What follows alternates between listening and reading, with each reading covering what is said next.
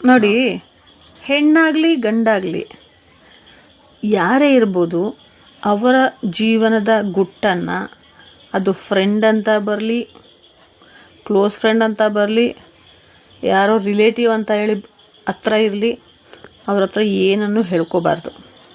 ಅದರಲ್ಲೂ ಮದುವೆ ಆಗಿರೋ ಹೆಣ್ಮಕ್ಳು ಮತ್ತು ಗಂಡ್ಮಕ್ಳು ನಮ್ಮ ಮನೆಯ ಸಂಸಾರದ ವಿಷಯಗಳನ್ನ ಗುಟ್ಟಾಗಿ ಇಟ್ಕೋಬೇಕು.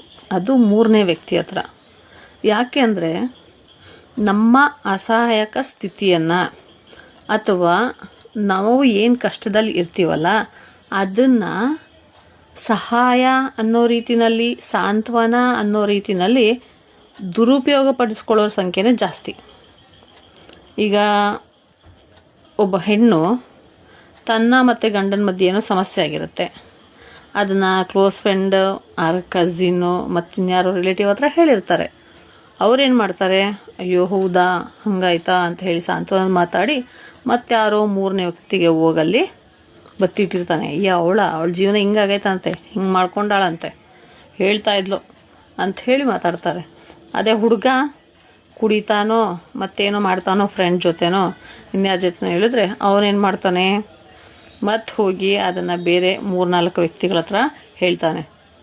ಅಥವಾ ಇನ್ಯಾರೋ ಒಬ್ಬರು ಏನು ಮಾಡ್ತಾರೆ, ನಿಮ್ಮ ಜೀವನದಲ್ಲಿ ಎಂಟ್ರಿ ಆಗೋಕ್ಕೆ ಟ್ರೈ ಮಾಡ್ತಾರೆ. ಆಯಿತಾ? ಸೊ ಇಂಥ ಸಂಸಾರದ ಸೂಕ್ಷ್ಮ ವಿಚಾರಗಳನ್ನ ಮೂರನೇ ವ್ಯಕ್ತಿಯಿಂದ ಮುಚ್ಚಿಡಬೇಕು. ಸಹಾಯ ಮಾಡೋ ರೀತಿಯಲ್ಲಿ ಬಂದು ನಿಮ್ಮ ಭಾವನೆಗಳ ಜೊತೆ ಆಟ ಆಡೋ ವ್ಯಕ್ತಿಗಳೇ ಜಾಸ್ತಿ ಇದ್ದಾರೆ. ಸೊ ಹಾಗಾಗಿ ಯಾವತ್ತೂ ಅದಕ್ಕೆ ದೊಡ್ಡವರು ಹೇಳಿದ್ದಾರೆ, ಸಂಸಾರ ಗುಟ್ಟು, ರೋಗ ರಟ್ಟು. ಸಂಸಾರ ಗುಟ್ಟಾಗಿರಬೇಕು. ನಮ್ಮ ಮನೇಲಿ ಏನೇ ಸಮಸ್ಯೆ ಇರೋ ಅದನ್ನು ಗುಟ್ಟಾಗಿ ಇಟ್ಕೋಬೇಕು. ರೋಗನ ರಟ್ಟು ಮಾಡ್ಬೇಕಂತ. ಯಾಕೆಂದರೆ ನಮ್ಮಲ್ಲಿ ಏನೋ ಕಾಯಿಲೆ ಇದೆ ಯಾರಿಗೂ ಹೇಳ್ದಂಗೆ ನಾವು ಬಚ್ಚಿಟ್ಕೊಂಡ್ರೆ ಅದು ಗುಟ್ಟಾಗಿ ನಮ್ಮನ್ನು ತಿಂದುಬಿಡುತ್ತೆ. ಸೊ ರೋಗ ರಟ್ಟು ಮಾಡಬೇಕು. ಒಬ್ಬರಲ್ಲ ಒಬ್ರಿಗೆ ಹೇಳಿದಾಗ ಅವರು ಸಜೆಷನ್ನ ಕೊಡ್ತಾರೆ. ಅದೇ ಸಂಸಾರಕ್ಕೆ ಸಜೆಷನ್ನ ಕೇಳಬೇಡಿ, ನಿಮ್ಮ ರೋಗಕ್ಕೆ ಸಜೆಷನ್ನ ಕೇಳ್ರಿ. ಹೇಳ್ತಾರೆ, ಅದು ಅನುಕೂಲ ಅಥವಾ ನಿಮ್ಗೆ ಯಾವುದೋ ರೀತಿಯಲ್ಲಿ ಉಪಯೋಗಕ್ಕೆ ಬರುತ್ತೆ. ಅದೇ ನಿಮ್ಮ ಸಂಸಾರದ ಗುಟ್ಟನ್ನು ಹೇಳ್ಕೊಟ್ರೆ ಅದು 10 ಜನಕ್ಕೆ ಹೋಗಿ ಅದು ಬೇರೆ ರೀತಿಯಲ್ಲಿ ಪೋಟ್ರೆ ಆಗಿ ನೀವೇ ಕೆಟ್ಟವರು ಅಥವಾ ಇನ್ನೊಂದು ನಿಮ್ಮ ಜೀವನದಲ್ಲಿ ಬಿರುಗಾಳಿ ಹೇಳೋ ಚಾನ್ಸಸ್ಸು ಜಾಸ್ತಿ ಇರುತ್ತೆ. ಸೊ ಹುಷಾರಾಗಿರಿ.